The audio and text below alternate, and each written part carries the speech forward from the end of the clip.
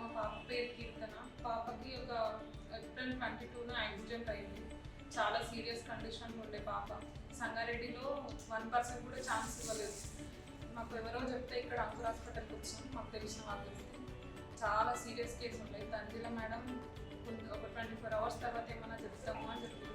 కానీ special thanks తంజిల madams చెప్పాలి. మా పాప ఈ స్టేజ్లో ఉంది, మాట్లాడాలి, తినడం కూడా తంజిల మేడం కనుక హాస్పిటల్లో స్టాఫ్ చాలా బాగా చూస్తున్నారు.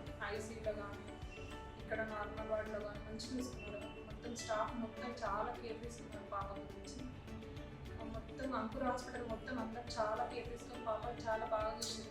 అందరికీ థ్యాంక్స్. మా పాప ఇప్పుడు మాట్లాడుతుంది, నవ్వుతుంది, తింటుంది. చాలా అసలు స్టేబుల్గా కూడా లేకుండే పాప, చాలా సీరియస్గా ఉంటుంది. ఫస్ట్ ఇక్కడ కుక్కట్పల్లి అంకుర్ హాస్పిటల్కి తీసుకొచ్చిన తర్వాతనే పాప కొంచెం సెట్ అయింది. తంజిల మేడంకి స్పెషల్ థ్యాంక్స్.